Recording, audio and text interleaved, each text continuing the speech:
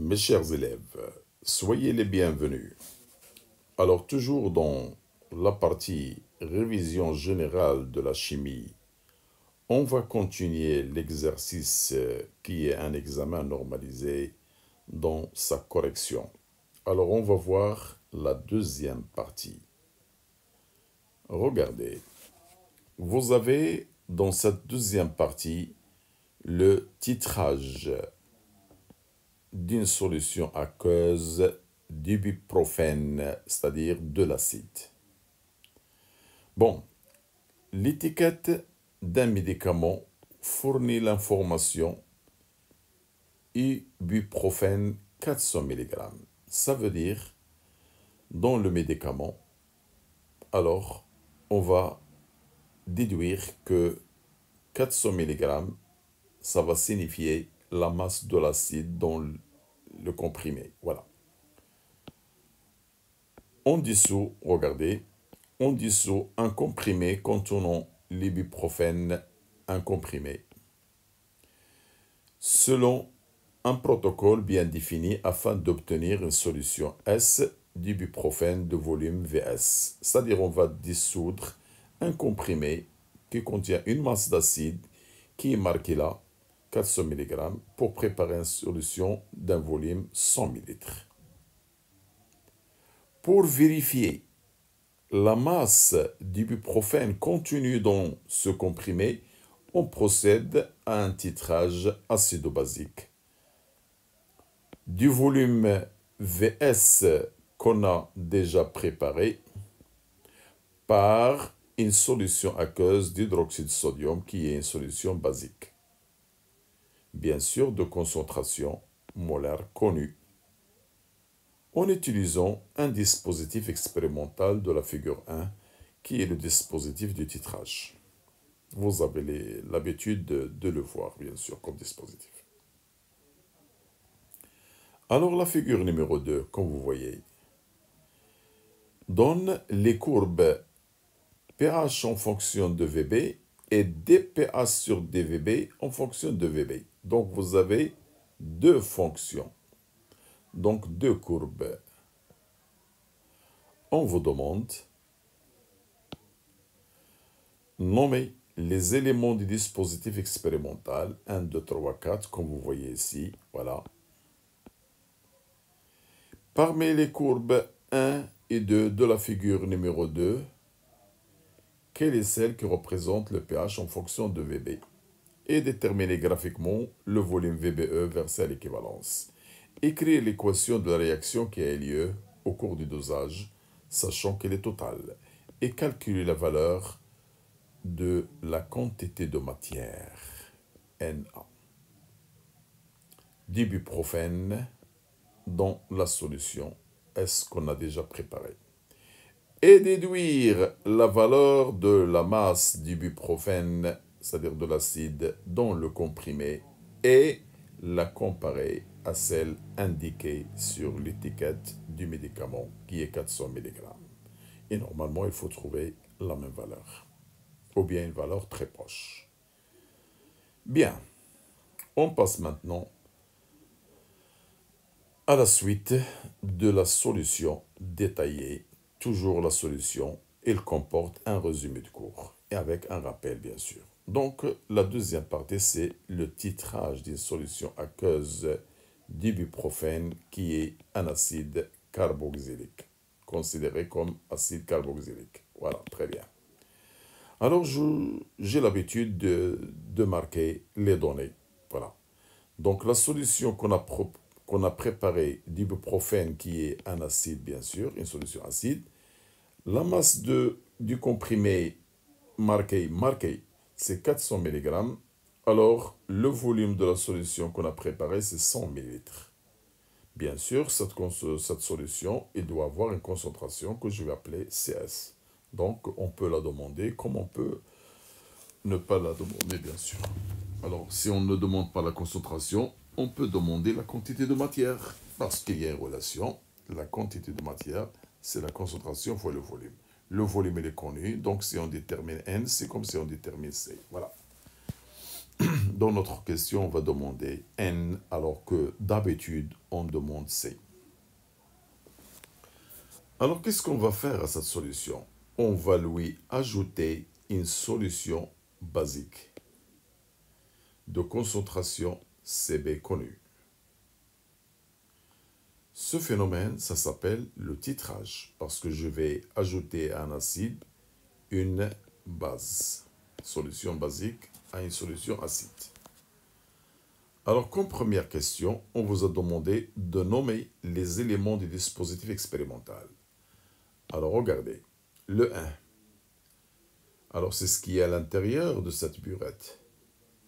Donc, c'est une solution titrante. Ça veut dire que c'est la solution de la base qu'on a utilisée.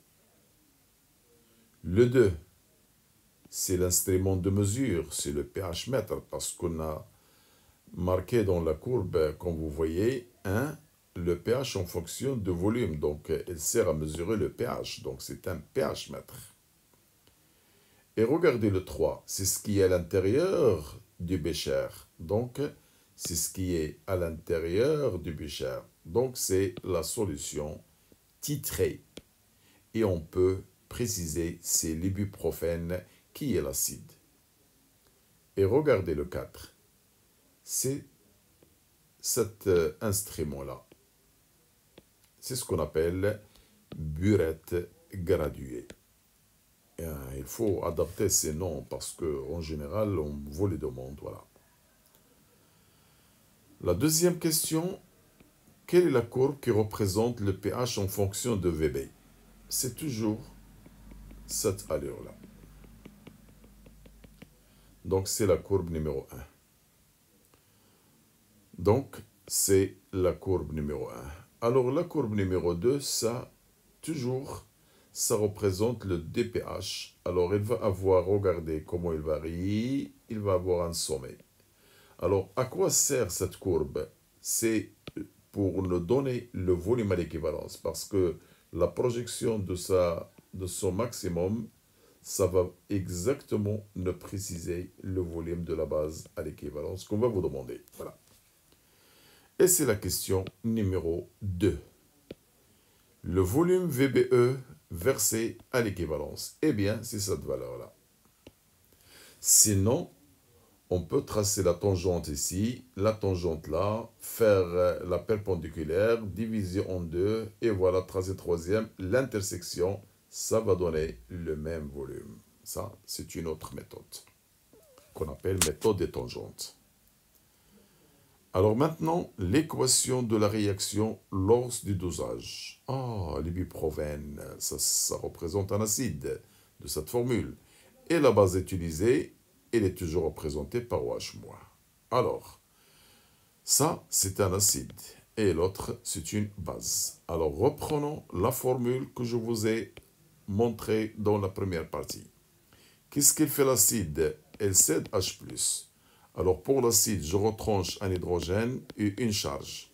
Alors, le 18, ça devient 17. Alors, c'est 13, H17, O2. Il n'a pas de charge 0, donc moins 1.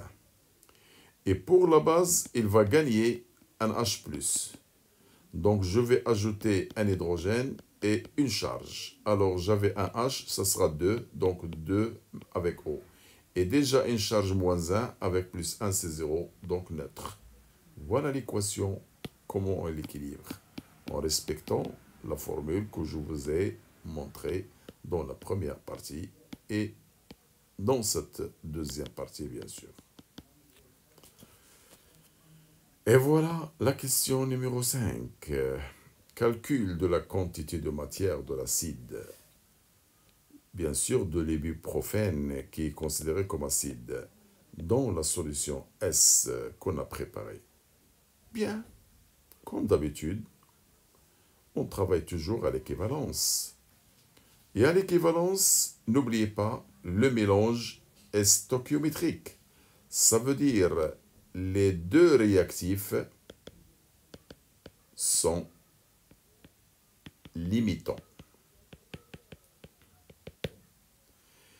Eh bien, toujours à l'équivalence, on vérifie cette relation. regardez le coefficient 1, ici 1. Donc, toujours à l'équivalence, la quantité de l'acide divisé par le coefficient 1 est égale à la quantité de la base divisée par 1. Eh bien, je cherche la quantité de l'acide, je la garde. Et pour la quantité de la base, c'est la concentration multipliée par le volume, bien sûr, à l'équivalence. Non, pas n'importe quel volume. Le volume versé à l'équivalence. Et comme ça, je peux faire une application numérique. CB et les données. Le volume VBE, on vient de trouver, c'est 10 millilitres. Et je dois convertir en litres. Et comme ça, je trouve la quantité d'acide. Et je n'oublie pas de marquer l'unité. Et la dernière question, on déduire la masse M de l'ibuprofène, c'est-à-dire de l'acide dans le comprimé dissous dans la solution S. Oh, la quantité de matière, c'est la masse sur la masse molaire. La masse molaire de quoi? De l'acide, de l'ibuprofène. Donc, la masse, c'est la quantité multipliée par la masse molaire. Oh, la quantité, on vient de la trouver. Et la masse molaire, elle est donnée dans les données de la première partie. Donc, on trouve 0,399, c'est à peu près 0,400. Oh, 0,400 grammes. Cela veut dire 410 moins 3 grammes. Et n'oubliez pas, 3 grammes, c'est milligrammes. Oh, c'est 400 milligrammes. C'est la masse marquée sur l'étiquette du médicament. Donc, c'est la même masse marquée sur l'étiquette du médicament. Bien. Je crois que c'est très intéressant ce que je vous ai présenté. Alors, vous avez un problème, mes chers élèves. Ce que je viens de vous présenter maintenant, on ne peut pas le comprendre dans 1 heure ou 2. Ça demande des semaines. Alors, sacrifiez un peu de temps pour notre chaîne. 1 heure, 1 heure et demie, 2 heures, faire et le refaire pour bien maîtriser votre programme de chimie. Parce que ce genre d'exercice que je vais vous choisir, c'est presque l'examen national que vous aurez à la fin de l'année.